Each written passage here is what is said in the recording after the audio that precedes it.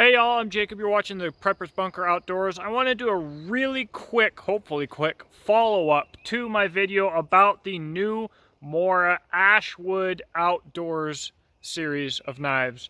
My last video, I basically talked about the fact that we've got recycled steel in knives that cost shipped to the US up to about $250. It's really a shocking move for what is being offered and from a brand like Mora specifically. But I want to elaborate really quick. Firstly, I truly believe that the quality and quality control that you are going to get with these Mora knives will be good. So, if you absolutely love the look of these knives and you want to buy from a manufacturer that's going to be around for a long time and will be there for any potential warranty concerns that you may have, and you want to know that it's good, there's nothing wrong with buying the Mora. I have no doubt that it's going to be a fantastic blade, but I just do think that the price is very, very bold and aggressive for Mora, and I want to talk to you about some of the things that you could afford for the price of the Mora.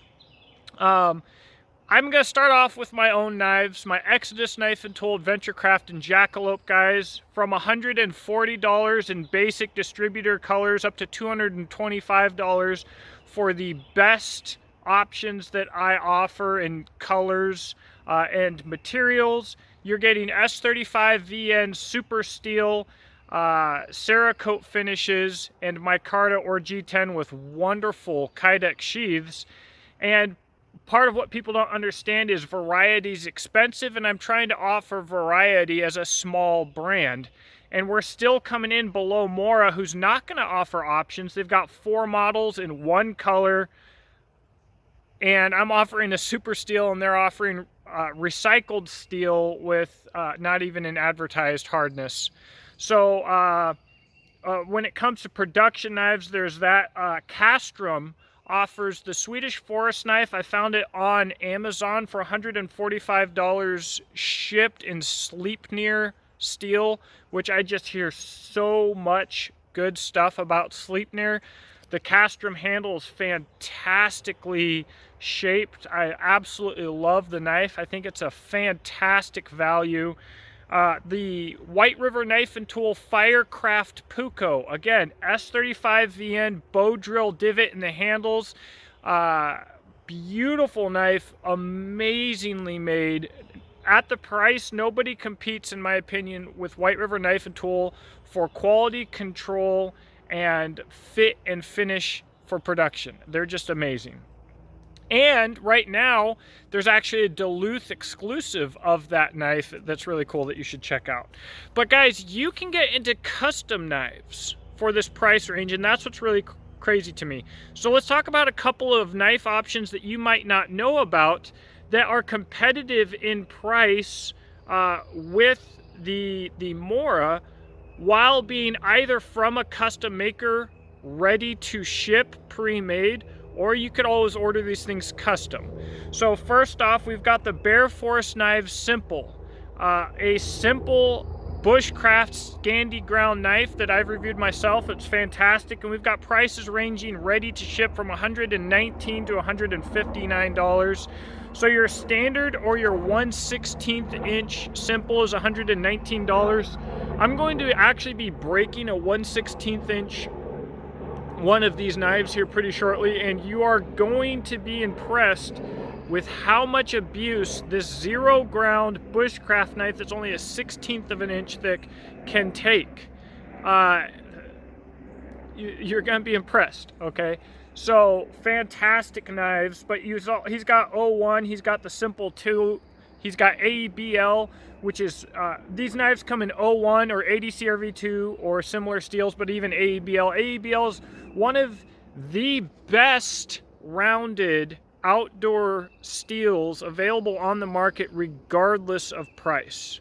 Yes, I would take AEBL over MagnaCut even if they were the same price. I think it is that good, which also ties into 12C27, 13C28, 14C28, and I'm getting bogged down here. Tonger knives, or Tonger Knifer. I probably said that wrong. This is a handmade custom knife in Sweden, mostly using 80 CRV2, an amazing steel, or even again AEBL, $160 shipped. And you can pick some custom options here. Handmade in Sweden. I don't have one of these. It's the only one on the list that I do not have or have never had. But I hear just nothing but good stuff about him and his work. He's got a great following. Super cool. From Papa Bear Knives, the Rio Chico, running at about 180 bucks. Similar knife category. I have multiple Papa Bear knives. They're absolutely fantastic. The Papa Bear Knives Rio Chico, you're looking at about 180. Again, Tonger about 160. So you can actually get a fairly legend grade custom knife, not only made in America but even made in Sweden, the same company, the same nation of origin as the Moras, for less. And that's just what's so shocking about the Mora's price point that they're looking to hit here. Now that is just talking about knives that fill a very similar niche of like a 0 ground Scandi knife. But if that's not exactly what you're set on, your options are crazy for custom knives in this price category too here. One of my favorite knives, favorite looking knives that I think is probably one of the most practical from Bear Force Knives is his Sierra Trekker. Sucker comes in $179. You're gonna look at okay, and the Mora prices are shipped. All right, so you're looking at like 190 to 250 bucks shipped. Let's add about $20 to some of these prices. So you're looking at, you know, 179. You're looking at about $205 shipped for the Sierra Trekker. Papa Bear Knives, the Pocket Essential is going to be about the same price as the Rio Chico. Again, with Papa Bear Knives, it's going to depend on the options that you choose, of course. About $180, $200. It goes up from there as you look into super steels and fancy handles and stuff like that. But we're talking about some pretty basic options here, right? Shagat Handmade, the Warrior. It's about 199 bucks for just an amazingly practical knife. So basically, I just wanted to do a quick video to give you some examples of some makers and some knives that are absolutely fantastic, that blow the value of what Mora, the Value Master as a brand, is offering out of the water.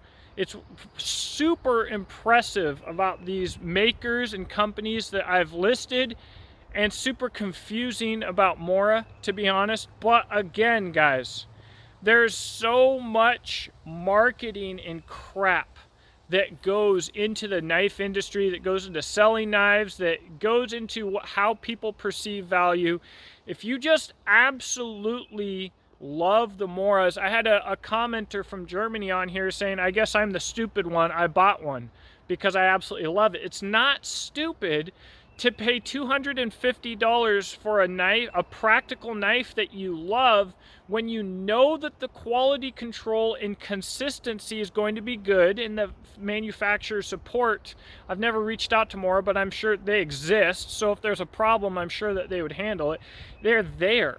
All right, that it's not necessarily a bad price. It's just the market is so saturated with such amazingly good options that if I personally wanted a black bladed bushcraft 0 ground Scandi with a light blonde color wood handle, I wouldn't go with a Mora myself. I would go with a custom maker, and I'd pick some options and stuff like that, guys. So that's what I got. Just a quick video. Not only do I want to share with you perceived value based on other things in the market, but I also want you to get you thinking about the value of knives. People keep talking about the steel itself. The difference in a small knife between the cheapest steel and absolutely, well, I'm not gonna say absolutely the most expensive steel. The difference between the cheapest steel and your standard premium steels is typically not more than $15. There are more steps needed that go into the more expensive steels, but we're not talking about the difference between a simple high carbon and an expensive super steel. We're talking about a simple stainless and in a super steel. A simple stainless requires the same steps as your premium steel. So people are like, I would never pay X amount of dollars for Y knife in Z steel. If you absolutely love the knife, you person watching in the bush, chances are 9,999 times out of 10,000, you would never notice the difference between a really well done 12C27 or especially 14C28N and an M390 or 20CV. Every day carrying a bunch of nasty crap, I'll admit that I noticed to some degree, but I'm also not your regular user. Guys, your regular users, golly, you would never know. Most of the regular users I know don't even carry a sharp knife. They'll brag about the steel and pull out some beat up abomination that's a butter knife. So it's like, it's crazy. This video went way too long. Thank you for watching. I hope you have a blessed day, and I'll talk to you in the comment section below.